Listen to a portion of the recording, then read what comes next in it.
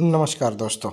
आज की अपनी हरियाणा जीके की क्लास में हम हमारे एचएसएससी सीईटी एग्ज़ाम से संबंधित एक बड़ा ही महत्वपूर्ण टॉपिक करने जा रहे हैं, जिसमें हम पढ़ेंगे राव तुलाराम जी के बारे में।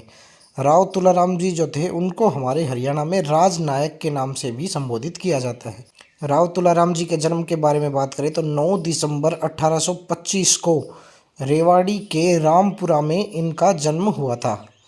रामपुरा रियासत के बारे में हम अलग से भी एक वीडियो बनाएंगे और उसमें हम रामपुरा रियासत से संबंधित जो भी क्वेश्चंस हमारे पेपर के लायक होंगे उन सब के बारे में बात करेंगे। परंतु वर्तमान में हम सिर्फ राव तुलाराम जी के बारे में बात कर रहे हैं। राव तुलाराम जी के पिता की बात करें तो राव पूर्ण सिंह इनके पिता का नाम था। माता का नाम ज्ञान कुंवर था, कहीं कहीं ज्ञान कौर भी हमें लिखा हुआ मिलता है। इनके दादा का नाम राव तेज सिंह जी था।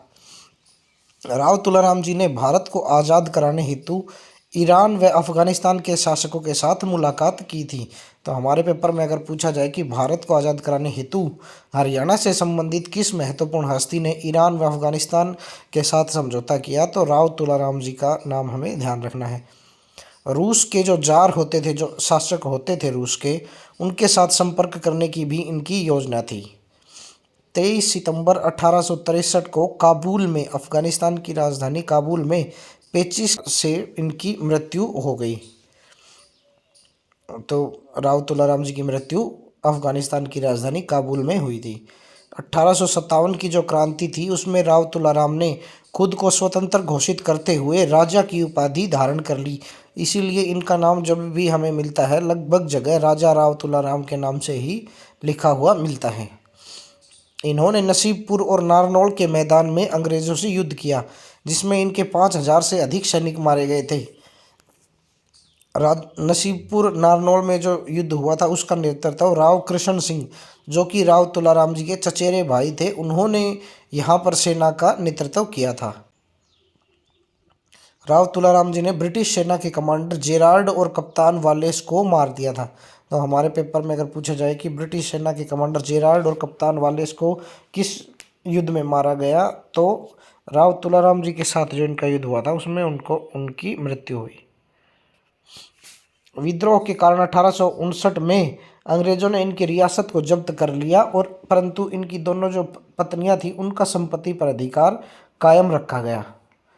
1877 में इनके जो पुत्र थे राव युधिष्ठिर सिंह, उनको इनकी रियासत लौटा दी गई।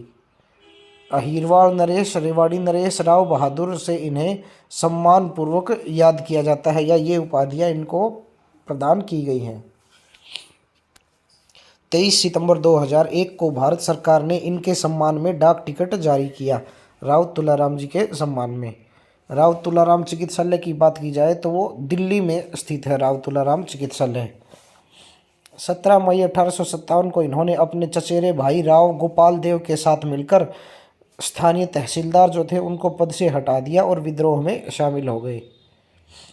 राव तुलाराम जी ने जनरल बख्त खान के माध्यम से 45,000 रुपये की मदद दिल्ली भी भेजी थी 1857 के विद्रोह के दौरान। इन्होंने सीकर की जो लड़ाई थी, सीकर की लड़ाई में तात्या टोपे की सेना में भाग लिया था राव तुलाराम जी ने। हमारे पूर्व सीएम राव वीरेंद्र सिंह और उनके पुत्र जो सांसद राव इंद्रजीत सिंह हैं, राव तुलाराम जी के ही वंशज हैं। भारत में पहली गौशाला स्थापित करने का श्रेय जो है राव युधिष्ठिर सिंह, जो कि राव तुलाराम जी के पुत्र हैं, उन्हीं को प्रदान है। राव युधिष्ठिर सिंह जो हैं अंतर्राष्ट्रीय गौशालाओं की स्थापना करने वाले पहले व्यक्ति भी माने जाते हैं। इन्होंने 1839 में अपने पिता की मृत्यु होने पर रामपुरा गद्दी संभाली थी। राव तुलाराम जी ने रामपुरा में तोप और गोला बारूद हेतु कार्यशाला भी स्थापित की थी। 23 सितंबर को प्रतिवर्ष हरियाणा वीर एवं शहीदी दिवस जो मनाया जाता है, राव तुलाराम जी की याद में ही मनाया जाता है। राव तुलाराम जी के नाम पर राव तुलाराम स्टेडियम रेवाड़ी में स्थापित किया गया है। तो हमें अपने पेपर के लिए ध्यान रखना है कि राव तुलाराम स्टेडियम जो है वो कहाँ पर है, रेवाड़ी शहर में स्थित है। राव तुलाराम चौक जो है इनकी याद में एक झज्जर में और एक महेंद्रगढ़ में राव तुलाराम चौक भी बनाए गए हैं।